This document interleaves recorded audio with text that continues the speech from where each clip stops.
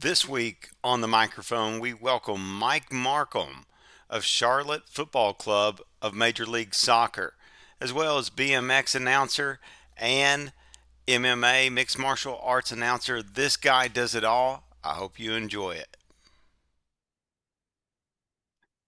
Mike, thanks for joining us today. Welcome and introduce yourself, please.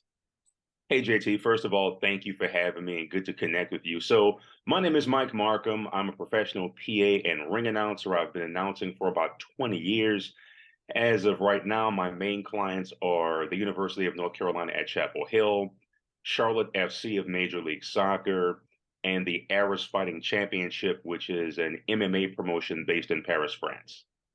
Wow, that is a lot. You're wearing many different hats. So your time is very valuable, and I appreciate you sharing it with our group today. Let's get straight to the questions then. So just as you said, you announce a lot of different events. Which one would you say is the most difficult to do? At this stage, I don't know if I refer to anything as difficult, but there've definitely been a few sports, a few events where my learning curve was steeper than others.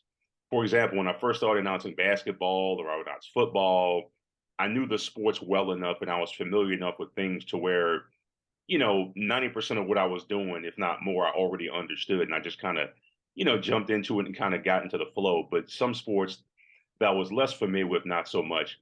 I've announced a lot of volleyball at this point, and it might be my favorite sport to announce. But when I first got into it, I was not really familiar with the nuances, the ins and outs of the sport, how it was officiated, et cetera. So that was a little bit of a learning curve. Other than that, I would say swimming and BMX racing have been challenging. I've gotten much, much better at announcing those sports and got a lot more practice.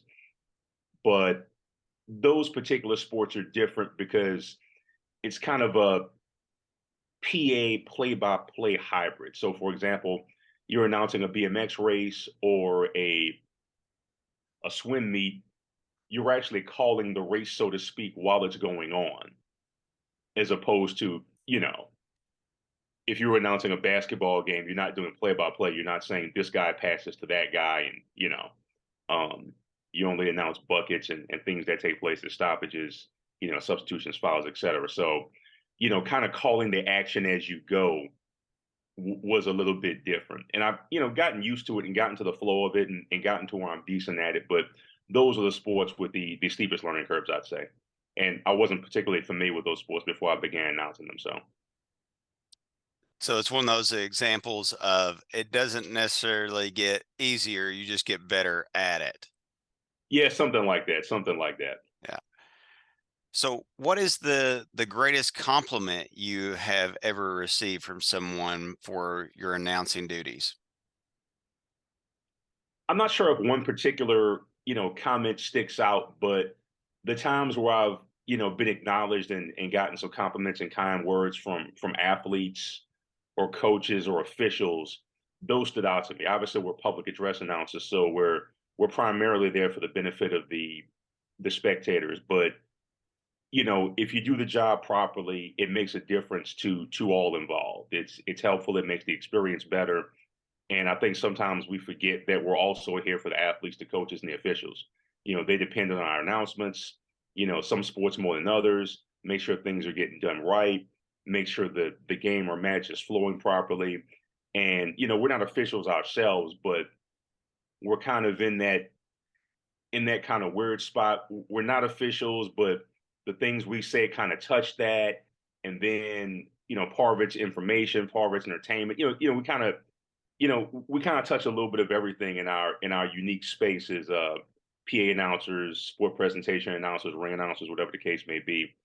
So yeah, when a person who is obviously focused on performing, officiating, coaching, etc., you know, take some notice of what you're doing and they show some appreciation or they get some enjoyment or benefit from it, you know, that particularly makes a difference to me.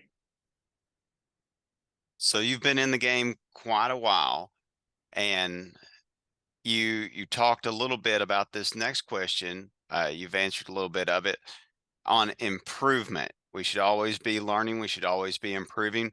What do you feel that you can improve in, or maybe that you have improved in the most over your public address announcing career? Well, I think the thing I can improve upon most now is probably my energy levels. I've never been a, I was having this conversation the other day with someone about the difference between an announcer and an MC. And an MC slash kind of hype guy, particularly in professional sports, the NBA, for example. You'll have a PA announcer, of course, and then you might have like another kind of hype person for for like the in-game promotions, warm the crowd up, things like that. And that person is a little bit more personality based and whatnot. And sometimes you can get a mix of that, or you can interject some of that into PA. But I've never been a guy that first and foremost was concerned with getting the crowd hype. My first responsibility in my mind is to make sure I understand the sport, the rules of the game, what and when I'm supposed to be announcing, making sure things are correct, pronunciations of names, et cetera, et cetera. So to me, the crowd engagement and stuff like that, it's important, but it's definitely secondary in my mind. It's not the first thing, it's not the foundation. But that being said, you want to have a presentation that is engaging and you want to be able to inject some energy and some personality when necessary, when appropriate. And, people have different styles. Some people find that more natural than others. And I've never been a person that found that really, really natural because, again, you know, when I sit down in the seat behind the microphone, I'm more concerned about, making the proper calls, the right times, pronunciation of names, executing the script. Where some guys kind of come into it, or some girls come into it, where first and foremost, okay, how I'm going to hype the crowd, engage everybody, whatever. So, you know, a theoretically complete announcer, has a grasp on both of those to a point. And so I think I've kind of gotten better with that side of it, along with the foundation of the nuts and bolts of just how the job should be done and what it entails foundationally. So that's something I can still improve upon at times, but something I have gotten better at and been more aware of as time has gone on. So And that's a iron sharpens iron uh, idea, because we can always improve and whatever. We should be self-reflecting on ourselves and seeing where we can grow. So that's great to hear for all of us. yeah, for Now, sure. sometimes we have bloopers when we're behind the microphone. Tell us what your biggest blunder or something that you can laugh at now, but at the time, we're like, oh, I messed that up. No, tell us a blooper. Man, to be honest, I've had something that's so painful I still can't laugh at it, but I'll share a few. So I've done a lot of ring announcing, MMA, some boxing, different things, kickboxing, etc. And I've announced hundreds, maybe thousands of fights. I couldn't even tell you, but there have been a couple of times, and this was years ago, but it did happen. I think twice. I think I've announced the wrong winner of a fight, and there's basically nothing worse you can do. I mean, it's one of those situations where the wrong information comes out of your mouth, and you just have this kind of surreal moment where it's almost like you're outside of your body, but you're in your body, and it's like I'm here, and I just made this horrendous mistake, and there's nowhere to run, and there's nowhere to hide, and I can correct it, but the damage is already done, and it's just like want to get away type thing, like the old Southwest Airlines commercials. And yeah, like I remember once I had that happen, I was doing smallish MMA event, and I think it was Greenville, North Carolina. And to be perfectly honest, I wasn't looking or paying attention when the fight ended. And MMA, you need to pay attention because of a lot of fights don't go the distance, and somebody can get finished at any point in time. So a guy gets submitted, and and the fight ends, and honestly, I just wasn't paying attention, and I should have been. And I realized the fight ended, and I asked the athletic commission representative. I was like, "Wait, oh the yeah, guy in the blue corner won, right?" And he said, "Yeah." And I got up and I announced it, and it was wrong.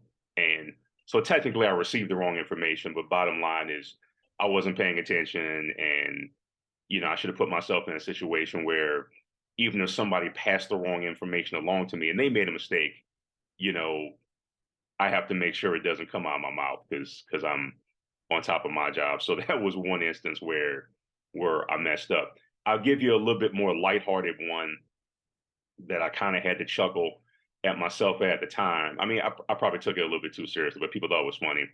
I was announcing a softball game once, a college softball game at Winthrop University, and we were hosting the University of South Carolina, or we were going to be hosting the University of South Carolina. It was an upcoming game, and I made a read inviting people to join us for that upcoming game against South Carolina. And of course, their mascot is the Gamecocks, fighting chicken, as in cockfighting, that sort of thing, old school. And for whatever reason, I couldn't tell you, I said, join us this Wednesday against this as we take on the South Carolina Game Clocks. Clocks is in the device you use to tell time. And people started cracking up. And there was one guy who would come to all the games, and he got up and stared through the press box and looked at me and started pointing to his watch because I said the word clock. And, it was funny. And I have no idea why I decided to put an L in that word, but people know it and they got a kick out of it. It's all good. That's how you grow sometimes, or through mistakes. So, and we've all been there. So I appreciate you sharing that. Now let's go a little bit on the lighter side, just to get you to know you personally. What's your favorite movie of all time? I'll cheat and give you two.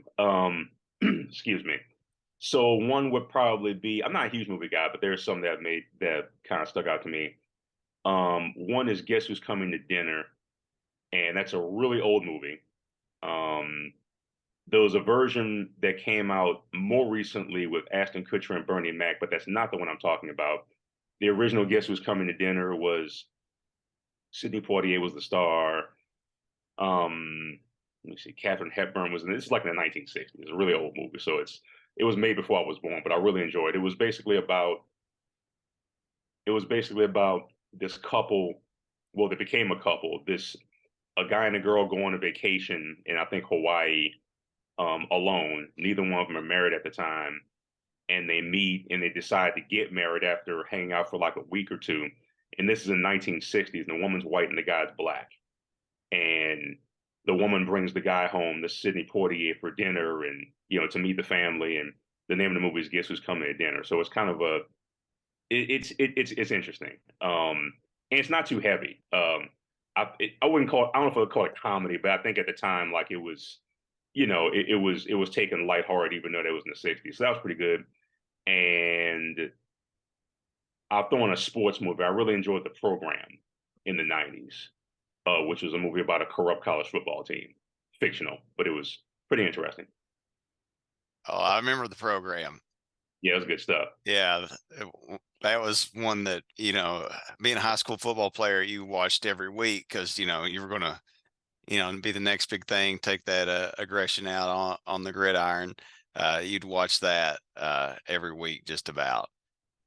Yeah, yeah, it was a really good movie. Some good lines in that movie, and yeah, definitely remember that. So you wear a lot of different attire because you're at a lot of different events, from tuxedos to t-shirt to polos. What's your personal preference? Probably a polo cross between, not cross between, but somewhere, in between a tux and a t-shirt on the formality scale. Um, feel like you're slightly dressed up because you at least have a collar, but it's still pretty comfortable. So I'd probably go with the good old polo shirt. I'm with you all the way. I'm a semi-casual type of guy. Polos all the way. I tell my wife, like, I don't want to be buried with a tie because I do not like wearing them now. So just Yeah. don't put me in one when I'm 6 feet under. So headset or handheld microphone, what is your preference then? I've worked a lot more with a handheld, but I prefer a headset mic. It's funny because some people call them hands-free microphones.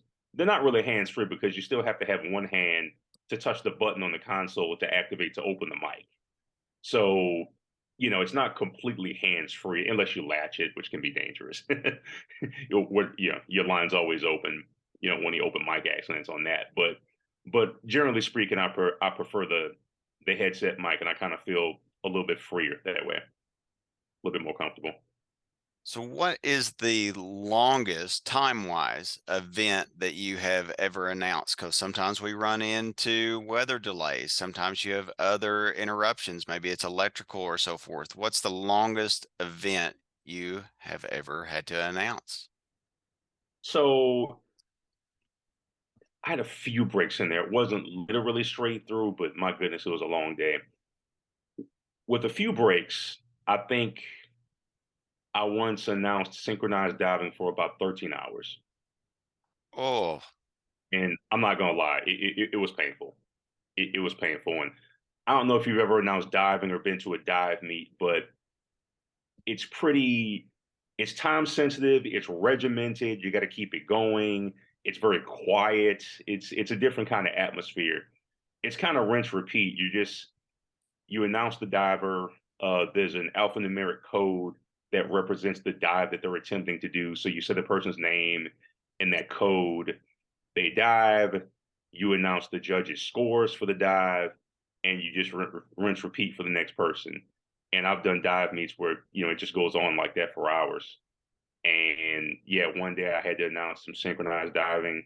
It was a pretty big competition. I think it was a national championship, and yeah, I was basically on like a 13-hour shift, and I had no idea. When I show up that morning, I didn't really understand what I was getting into at the time, and it was one of those things where obviously I'm trying to be a professional and do the best job I can, but just as a human, I'm like, oh my goodness, like I just felt like, can I just go home? Can I just take a nap? Like you don't have to pay me, just let me leave. I mean, it was challenging. It was challenging, and like I said, it wasn't like I was doing a basketball game or a football game where you kind of naturally engage and entertain. There's a lot of energy in the building. It's completely different environment. and you weren't getting paid overtime. Oh man. No, no, I don't know what I felt like I deserved that day, but yeah, it was a lot. It was a lot to do, and a lot of concentration, required for that amount of time. So, what is the best tip, in your opinion, for getting the crowd to stay engaged in the event that you're announcing? Sure. So my take on that is a little bit different than a lot of people, I would say. As I kind of mentioned earlier, first and foremost, my focus is always, executing the script properly, timing, pronunciations, that sort of thing. And the crowd engagement is kind of secondary, but it's still important. And I've gotten a lot better at that and a lot more knowledgeable with things like that as time has gone on. It's tough because on one hand, if the home team's not doing well, you're announcing a team sport, or there's not a lot of people there, there's not a lot of energy in the building. There's only so much you can do. You know, um, you can't make people, you know, be enthused or engaged if they're just not. Um, but what I try to do is it's that balance between, so let's say like, I'm at an event and the energy is kind of low, or maybe the home team's not doing so great. You know, when the home team does do something excited and people would have a reason to get excited, maybe you push it a little bit more. Not over the top, not crazy, okay, we're down by 30 and this guy's screaming at me. You don't want to do that. But, you push it a little bit more and try to give the crowd almost like a prompt, like, okay, that was something good there, right? And if the energy is good in general and people are pleased with what they're saying and they're entertained and enthused naturally, you just kind of go with it. You don't really have to lead.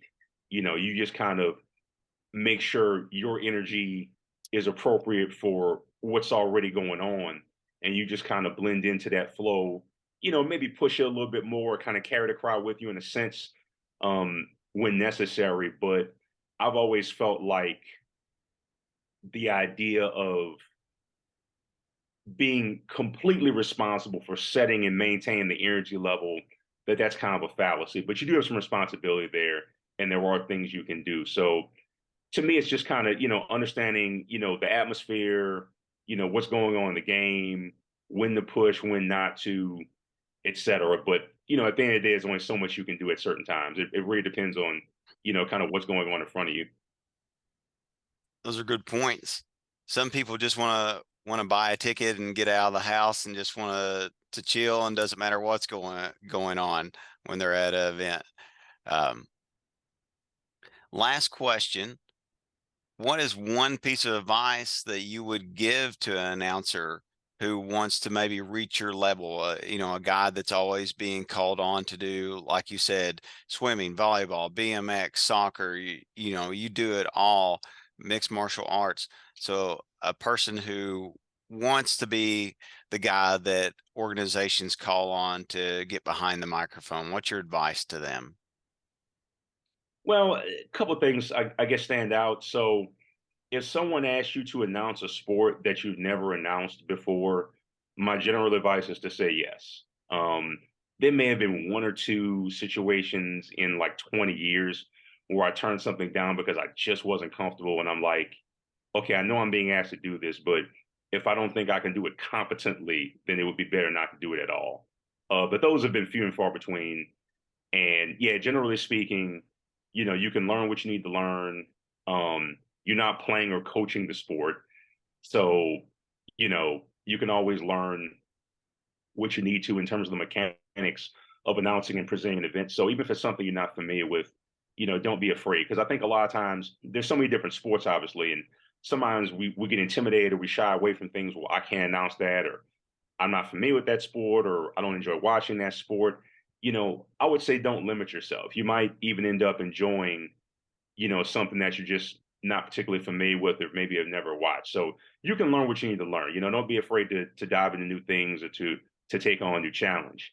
And also, particularly for people who do, college sports, high school sports, where you're working for a school or university and they obviously have a number of different teams in different sports, you know, let your folks know that you're willing to do whatever, even if that just means jumping in as a backup, because I always tell people that want to get more work or get into announcing in general, hit up a university, a high school, whatever, because they always need someone for something, even if it's just on a fill-in basis.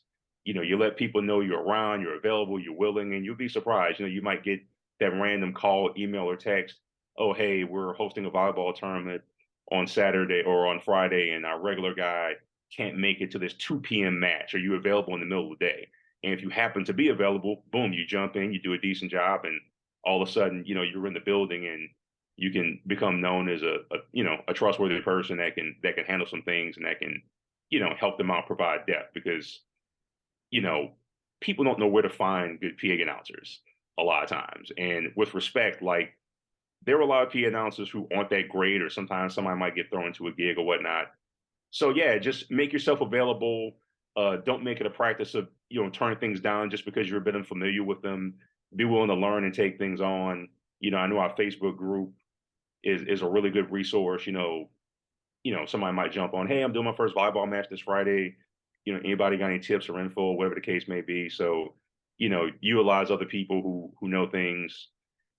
Sometimes in new sports, depending on the sport, you wouldn't get this in, say basketball or football, but a lot of sports, you'd be surprised at how open the officials and some of the coaches and whatnot would be to speak with you about the rules and the nuances and stuff like that. I talked about learning volleyball. Now I'm not at the point where I could, be a volleyball coach or anything, but as an announcer, um, I'm 100 times more knowledgeable than what I used to be. And so I used to have conversations with officials or coaches, about rules and calls or how to describe certain things and whatnot. And they were generally very gracious, with explaining it to me. And they've probably all been a part of matches where maybe there was a guy announcing where he announced in the most generic fashion possible, or maybe the person didn't really know what was going on. So a lot of times in sports like that, they appreciate you making the effort to get it right, knowing that it's not something like, basketball or American football where, 99% of the people in the building more or less know what's going on at all times. And they can see and recognize things. And sometimes that's not the case if you're doing field hockey or volleyball or, a sport that's a little bit, less exposed. So, yeah. And other than that, obviously be available. I'm still trying to figure out how to be two places at once. I haven't gotten that down just yet, but if I ever figure that out, maybe I can share that and we can all, get a few more bookings. But yeah, being available, saying yes to things in general, and again, letting people know that you can announce different stuff. I mean, I've announced places where, let's say schools, universities, where, we have X number of PA announcers. Let's say it's 4 people, 5 people, whatever the case may be. And you might have one person that only announces one sport. They're only interested in one sport. Now, if that's all they really want to do, that's fine.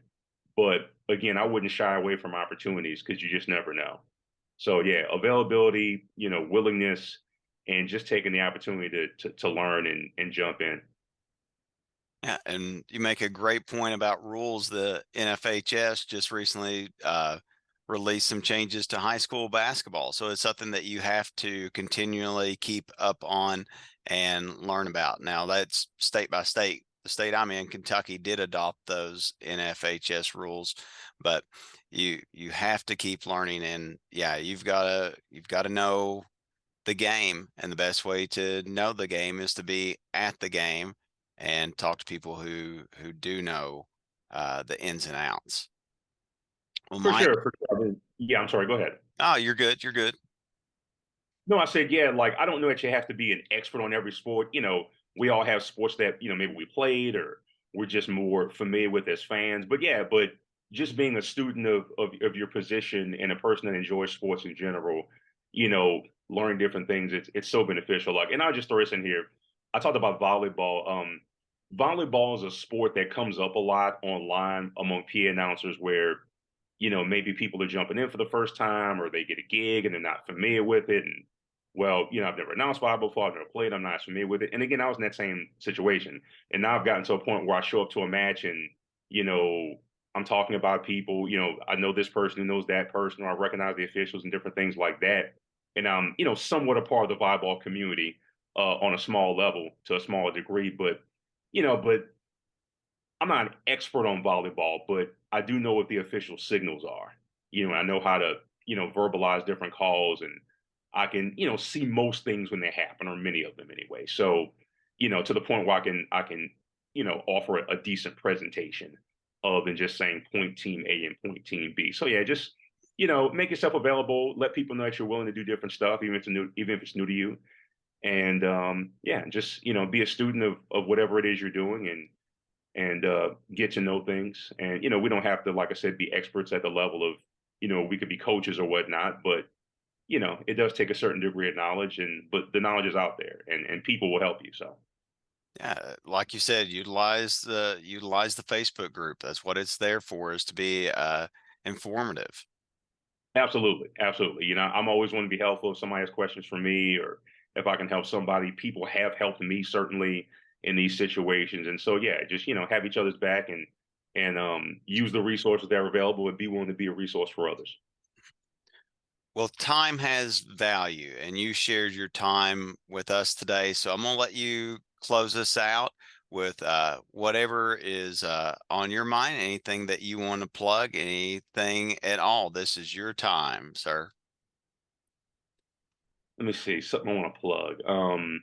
Well, people who this won't be a surprise. People who know me, there's a particular product that I like. I will give a disclaimer and say, I'm not getting any monetary kickback if you buy a package, but I think this is a really good product. And if you can see this, there we go. Vocal Zone. So these are throat lozenges or pastilles. They're called. They're made by a company called Kestrel Medical out of Great Britain, and they're throat lozenges. And in terms of vocal care products that I've tried and used over the years, these are my favorites. I think they're very good. If you go to their website, their testimonials, I have one on there, and they've been used by a lot of singers, speakers, Dionne Warwick, Sir Tom Jones come to mind. Enrico Caruso, who was the first guy to sell 1 million records, this is a very long time ago. We're all users of the product, and I just think it's good stuff. People ask me about them. I use them. I think they're good. I might pop one before, I do an event. If I'm doing a long event, I definitely utilize those. That in warm or room temperature water, cold water constricts your vocal cords. Won't necessarily damage them, I don't think, because I'm not a doctor. But warm or room temperature water is good. So those are things that I utilize, and I just think it's a good product in general. People ask me about them, I use my post about them sometimes. So I think it's good stuff. I think they make a good product, and I think it's something useful for people who use their voices a lot. Yeah, and I never heard of those, so I appreciate you throwing that out there to everyone. Yeah, yeah. Like I said, I think it's good stuff, and it's something I utilize on a regular basis. Like I said, personally, different people use different things. My go-to is, always have some vocals on hand, and like I said, lukewarm or room temperature, or warm water, is a go-to. Just to obviously stay hydrated before and during. So, Well, again, thank you for your time, Mike, and we certainly appreciate it. And I think everyone who watches this is definitely going to come out with more knowledge and be informed a little bit more about public address announcing. So thank you.